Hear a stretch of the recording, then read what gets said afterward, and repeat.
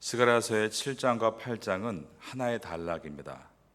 중심 내용은 금식이 중요한 것이 아니라 정의와 인애가 중요하다입니다. 7장과 8장은 매우 치밀한 대칭 구조를 이루고 있습니다. 먼저 7장 2절을 보겠습니다. 그때에 베델 사람이 사레셀과 레겜멜렉과 그의 부하들을 보내어 여호와께 은혜를 구하고, 여기 보면 베델 사람들이 여호와께 은혜를 구했다라고 되어 있습니다. 오늘 본문 속에 있는 스가랴서 중에 8장 아래에 21절과 22절을 보시기 바랍니다. 이 성읍 주변이 저 성읍에 가서 이르기를 우리가 속히 가서 만군의 여호와를 찾고 여호와께 은혜를 구하자 하면 나도 가겠노라 하겠으며, 많은 백성과 강대한 나라들이 예루살렘으로 와서 만군의 여호와를 찾고 여호와께 은혜를 구하리라. 7장 2절에서 베델 사람이 여호와께 은혜를 구하고 있고, 8장의 제일 마지막 부분에서는 여러 나라 백성들이 여호와께 와서 은혜를 구하고 있습니다. 7장 3절을 보시면 내가 여러 해 동안 행한 대로 5월 중에 울며 근신하리이까. 금식이 지속돼야 되는가에 대한 여부를 묻고 있습니다. 이에 대한 하나님의 대답이 오늘 본문 8장 안에 들어 있습니다. 8장 19절에 보면 만군의 여호와가 이같이 말하노라. 넷째 달의 금식과 다섯째 달의 금식과 일곱째 달의 금식과 열째 달의 금식이 변하여 유다 족속에게 기쁨과 즐거움과 희락의 절기들이 되리니 오직 너희는 진리와 화평을 사랑할지니라.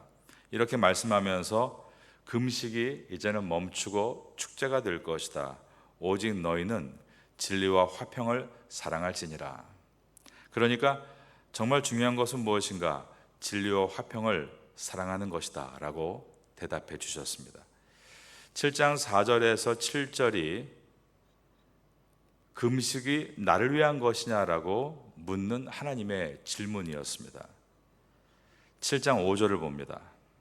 온 땅의 백성과 제사장들에게 이르라. 너희가 70년 동안 다섯째 달과 일곱째 달에 금식하고 애통하였거니와 그 금식이 나를 위하여 한 것이냐. 의미 없는 이스라엘 백성들의 금식에 대해서 하나님이 비판하셨습니다. 그리고 이에 상응하는 부분이 오늘 본문 안에 들어있는 8장 16절과 17절인 것입니다. 너희가 행할 일은 이러하니라. 너희는 이웃과 더불어 진리를 말하며 너희 성문에서 진실하고 화평한 재판을 베풀고 마음에 서로 해하기를 도모하지 말며 거짓 맹세를 좋아하지 말라. 이 모든 일은 내가 미워하는 것이니라. 여호와의 말이니라. 무의미한 금식에 대해서 비판하시고 난 다음에 이것에 대해 8장 16절과 17절에서 금식 자체가 무용하다는 의미가 아니라 거짓 금식은 의미가 없다라고 하셨습니다.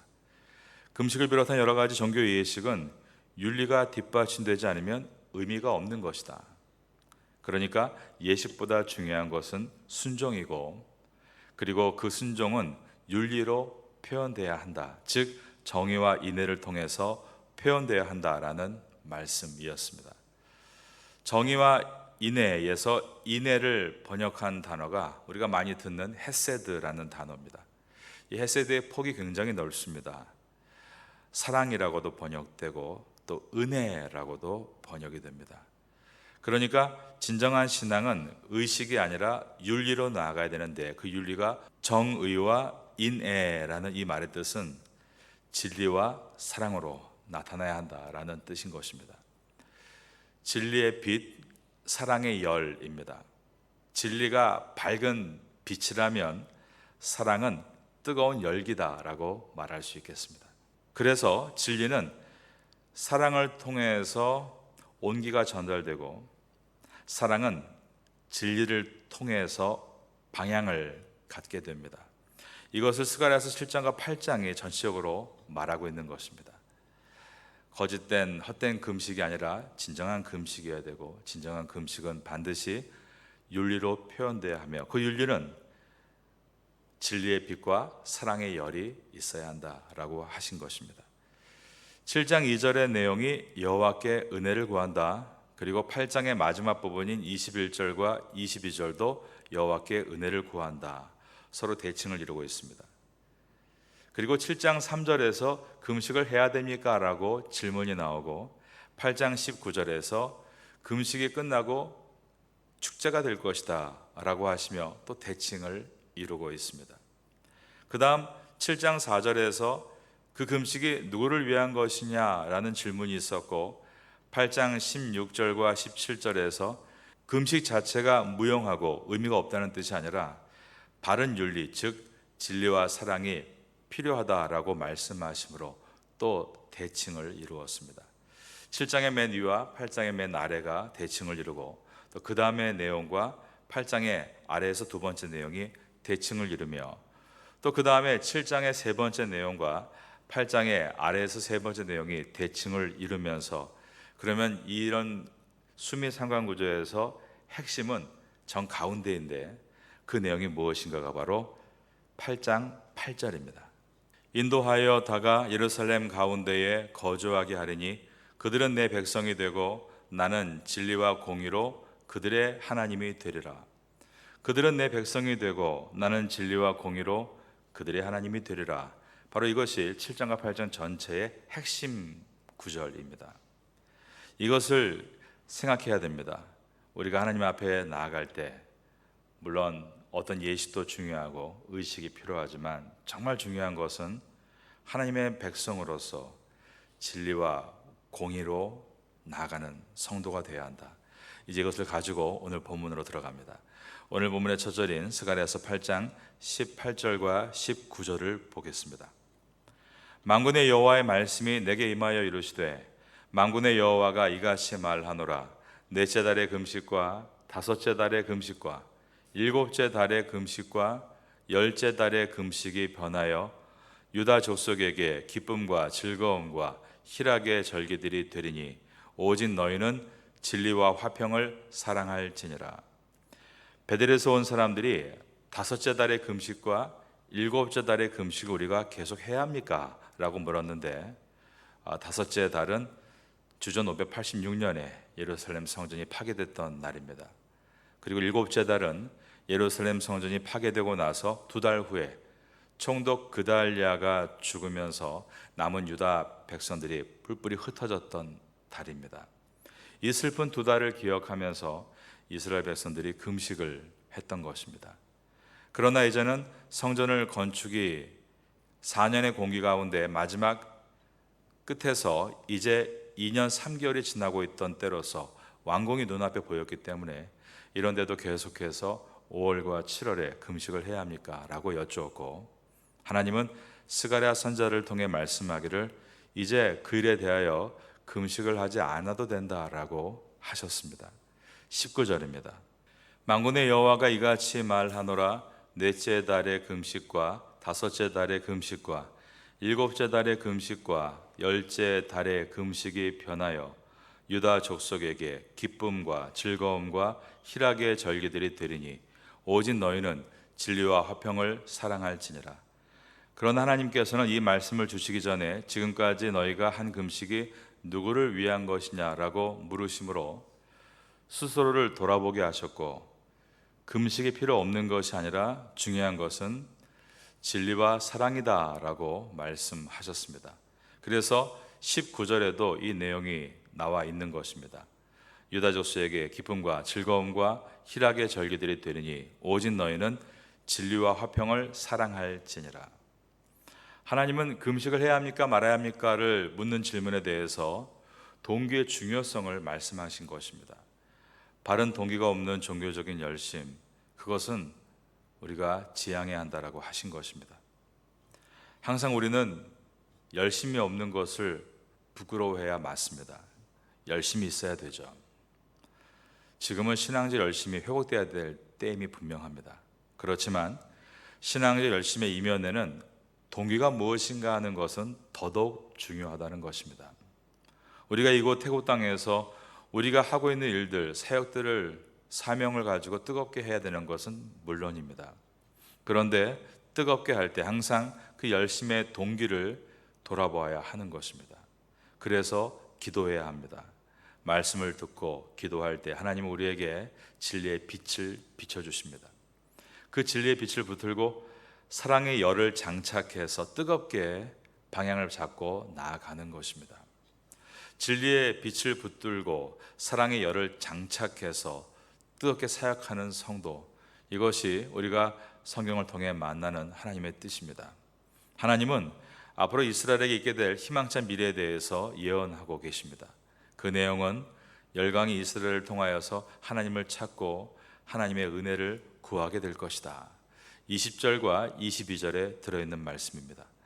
자, 8장 20절을 제가 먼저 읽겠습니다. 만군의 여호와가 이와 같이 말하노라. 다시 여러 백성과 많은 성읍의 주민이 올 것이라. 이 성읍 주민이 저 성읍에 가서 이르기를 우리가 속히 가서 만군의 여호와를 찾고 여호와께 은혜를 구하자 하면 나도 가겠노라 하겠으며, 많은 백성과 강대한 나라들이 예루살렘으로 와서 만군의 여호와를 찾고 여호와께 은혜를 구하리라.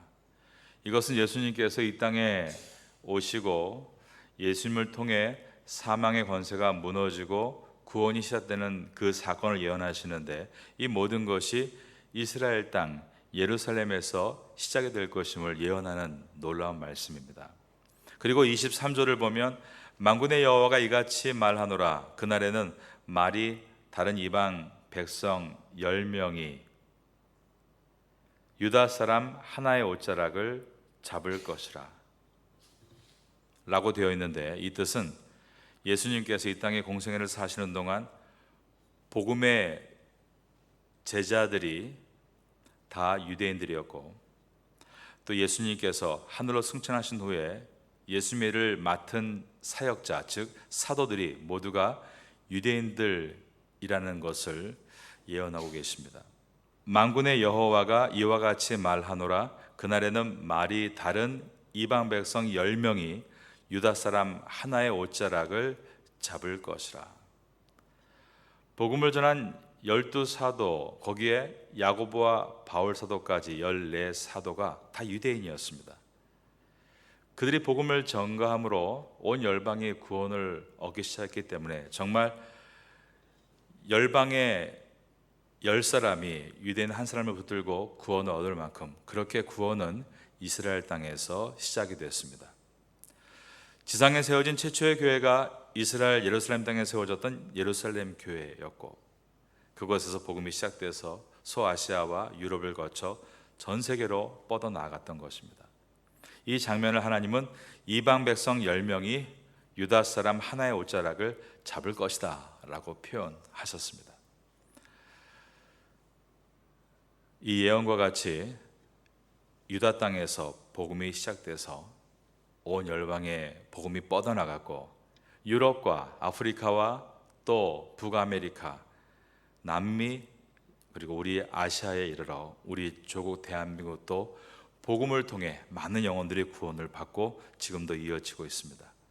그런데 지금 이스라엘은 아직도 금식을 하고 있습니다. 지금 이스라엘은 21세기에 주전 586년에 솔로몬 성전이 무너진 것과 주 70년에 헤롯 성전이 무너진 것을 슬퍼하면서, 특별히 주 70년 헤롯 성전이 무너졌던 9월 달에 금식을 하고 있습니다.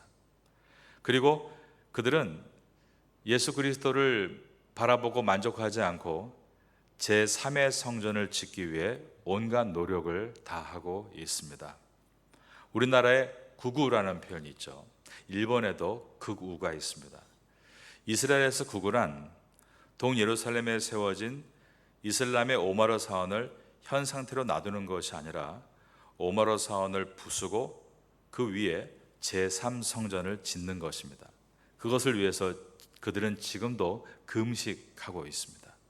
그들은 예수님께서 메시아인 것을 부정합니다. 그러므로 예수 그리스도를 십자가에 못 박았습니다. 그런데 전 세계는 예수님께서 이스라엘에서 나시고 이스라엘에서 십자가 위에서 세상의 모든 죄를 대신하는 희생을 치르시고 이스라엘 사람들인 사도들의 가르침을 통해 온 세상에 복음이 전파되게 되었습니다. 바로 이것이 스가랴서에 오늘 예언되어 있는 것입니다. 현재 예수 그리스도를 구주로 믿는 전 세계 인구수가 2025년 현재 기준으로 26억 4,500만 명으로 집계가 됩니다.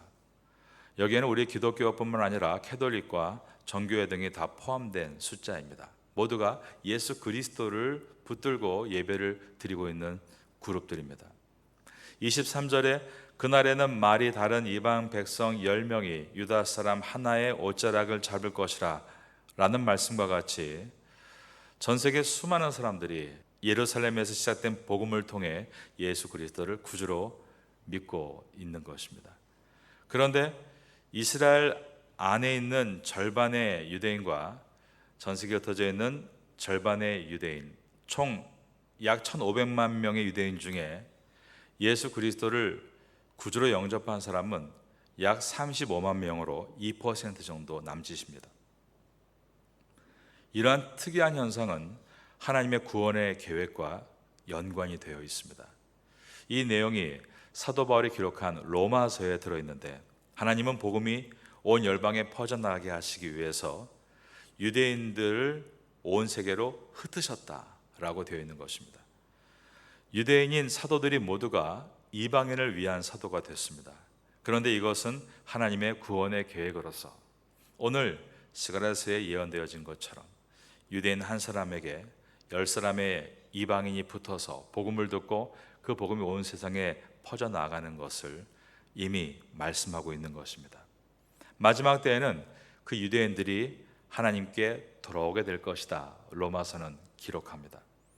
유대인들은 20세기에 접어들어서 1948년에 정말 기적과 같이 나라를 잃어버리고 1900년 만에 그 가나안 땅으로 돌아갔습니다. 이제 앞으로 유대인들에게 또 한 번의 기적이 일어날 텐데, 첫 번째 기적이 눈에 보이는 땅을 차지한 기적이었다면, 두 번째 기적은 예수 그리스도가 그들이 그토록 기다렸던 메시아였음을 깨닫게 되는 날이 될 것입니다. 스가랴서는 이와 같은 하나님의 놀라운 구원의 계획이 들어있고, 이제부터입니다. 내일부터 보게 되는 9장부터는 스가랴서의 하반부로서 어마어마한 예언과 보화의 내용들이 들어있습니다. 스가랴서는 예언에 관련한 보화의 창고라고 말할 수 있습니다. 하나님께서 우리의 모든 미래를 예언하셨다면 우리 개인의 미래도 이미 알고 계신 것입니다. 그 하나님이 우리를 온전하게 인도하시는 그 은혜와 능력을 우리가 바라보면서 오늘도 담대하게 나아가시면 좋겠습니다. 주님의 은혜 가운데 오늘도 귀한 삶을 살아가시는 성도가 될 수 있기를 예수님의 이름으로 축원합니다.